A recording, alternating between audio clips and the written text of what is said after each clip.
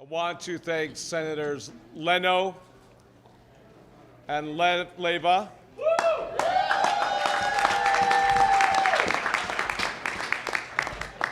as well as each Democratic senator of the Senate Democratic Caucus.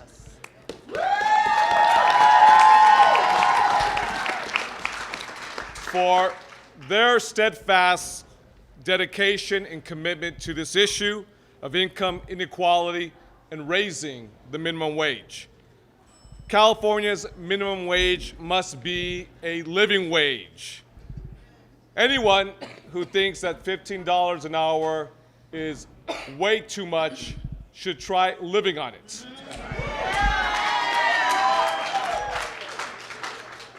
And I especially want to highlight that we voted on something that was so historic on Cesar Chavez Day, where we honored the legacy of a man who toiled for far too long under the hot sun to bring the rich harvest, the bounty to tables of America. Cesar Chavez would have been very, very proud if he were here today, and I know he's watching us from above. This is an investment in our human capital, in our future, and I'm extremely proud of the California State Legislature, my colleague and my peer, Speaker Rendon, and our friends on the Assembly Democratic side, but I especially want to underscore and highlight the unanimous vote of the Senate Democratic Caucus here today that stood in unity and in solidarity with the workers of California. Because as we all know, this issue is non-ideological, because Democrats and Republicans will all benefit from a minimum wage increase. Whether you're black, white, Latino, or Asian American, or racially mixed, we all benefit together when we raise the minimum wage. So I just want to say I am deeply proud of Senators Leno. I am proud of Laura too, of Leno and Leyva and all the wonderful Democratic members of the Senate. So I want to turn it over to Senator Leno, and then what we'll do for the media is we'll go to a Q&A, because I know folks got to catch planes quickly. So let's turn it over to Senator Mark Leno. All right.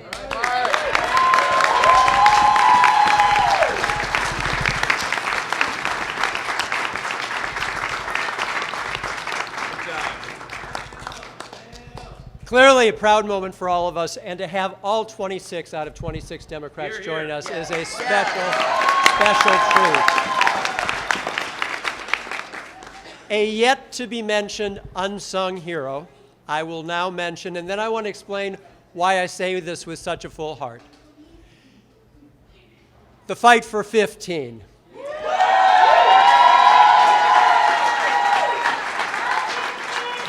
Without the fight for 15, this would not have happened. End of sentence. We introduced our $13 an hour minimum wage 2 years ago, the beginning of 2014. The ink was not yet quite dry on the governor's signature of 2013, raising the minimum wage from 8 to 10. Many colleagues thought we were just a little bit crazy. We just did this a couple months ago. Why are you even suggesting $13? And it was because 10 didn't come close to even the pitiful federal poverty level. And 13 by 2017 would have gotten us there. Well, we know what happened. The bill died after we got it out of the Senate. It died again the next year. But the fight for 15 continued, and that fight for 15 meant that those who were earning here in California $8 an hour were taking time off from work, risking their jobs to be in the street to say, it's not fair, I can't pay my bills, I can't raise my family. We need $15 an hour. Within time, the governor of New York told his legislature he wanted a $15 an hour bill on his desk. Vice President Joe Biden endorsed that suddenly because of the fight for 15. All of you who were in the streets pounding that message now became the establishment message.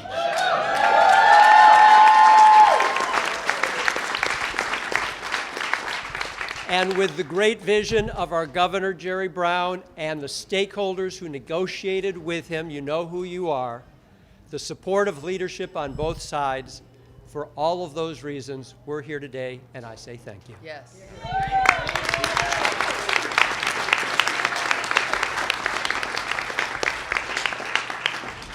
Before we go to Q&A, I want to give a very special thank you. And I saw her a few moments ago. That is the leader of State Council of SIU. That is LaFonza Butler. I want to give her a very special thank you.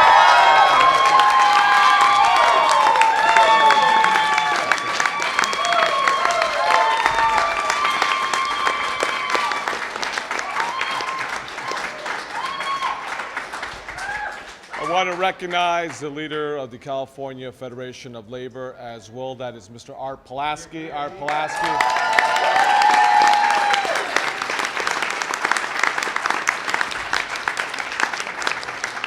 And we have with us all the way from San Diego, we have Mr. Doug Moore from AFSCME. Doug Moore. Oh, yeah. Questions and answers. I think it'll go to the governor's office sometime next week. Obviously, we have physical possession of the measure itself. We just have to figure out logistics with regards to a bill signing ceremony or several bill signing ceremonies. Senator, one of the arguments has been that lower wage workers will now need fewer government services. Has that effect on the state budget been quantified yet? You want to take that? Sure. Okay.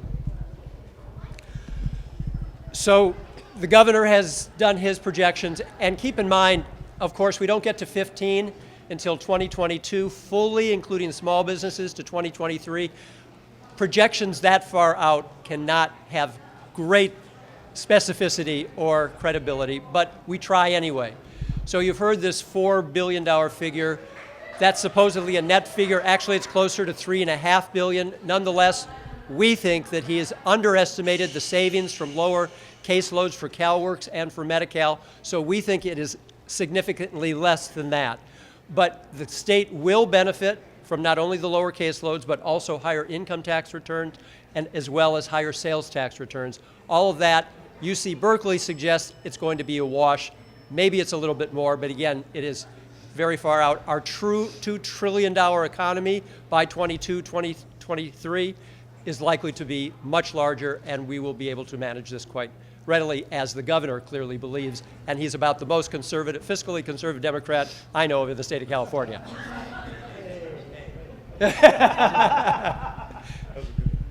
Do we have any other questions? Not begging for them. Go ahead.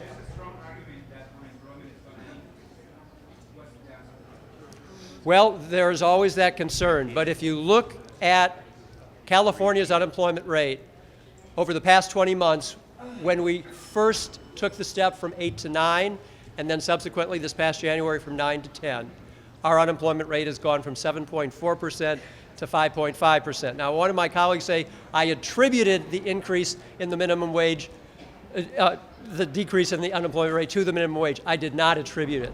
What I did say is clearly increasing the minimum wage was not a job killer. Okay.